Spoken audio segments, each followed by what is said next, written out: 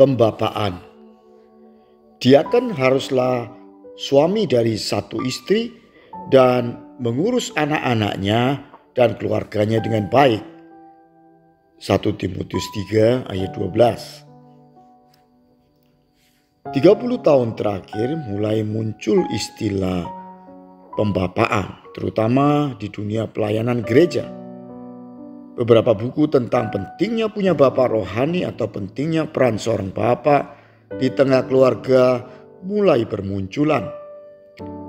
Seminar mengenai hati bapa juga bermunculan. Intinya bagaimana mengajarkan seorang pria berfungsi sebagai bapa yang memberikan nilai dan teladan yang baik bagi keluarganya. Demikian juga jika menjadi pemimpin di gereja atau di perusahaan harus punya sifat mengayomi bagai seorang bapak yang melindungi anak-anaknya.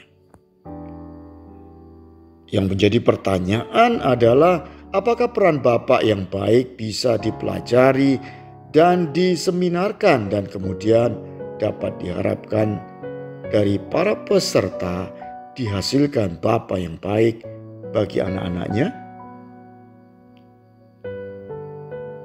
Kalau ditelusuri mengapa seorang pria tidak bisa berperan sebagai bapak yang baik adalah jika kehidupan seseorang saat anak-anak mengalami ketiadaan peran bapa. Demikian juga jika seseorang dibesarkan dalam keadaan sangat dimanja oleh ibunya tanpa ada pembelajaran tanggung jawab dan disiplin dari seorang ayah. Maka saat dewasa, ia cenderung menjadi bapa yang permisif. Keteladanan seorang bapa yang melindungi dan mengajarkan kebaikan saat anak-anak akan terpatri di dalam pikiran bawah sadar seseorang. Jadi, resonansi pembapaan yang baik adalah praktek menjadi bapa yang baik kepada anak-anaknya saat mereka usia balita atau remaja. Maka dengan sendirinya anak-anak akan tumbuh dewasa dengan bakat menjadi seorang bapa yang baik. Cinta seorang bapa yang dirasakan oleh anak-anaknya akan juga menular kepada anaknya kelak saat anak-anaknya tumbuh dewasa, sehingga mereka juga akan berperan menjadi bapa yang penuh cinta. Itu sebabnya jika seorang tumbuh di tengah keluarga broken home, maka kita sering jumpai anak-anaknya kelak juga memiliki keluarga broken home. Mengapa?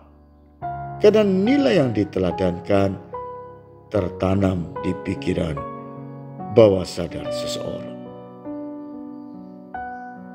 Akhirnya, seminar pembapaan mungkin penting, tapi fungsinya hanya untuk men-trigger seorang pria berfungsi sebagai bapa yang lebih baik. Bagi pria yang lahir dari keluarga berantakan, fungsi trigger tidak maksimal. Itu sebabnya kita bisa jumpai dalam praktek seorang yang bukan Kristen dan tak pernah ikut seminar pembapaan dikenal sebagai bapa yang baik bagi anak-anaknya. Tapi kita juga bisa jumpai seorang pemimpin Kristen yang juga mengajarkan seminar kebapaan. Justru keluarganya berantakan dan bertengkar masalah harta.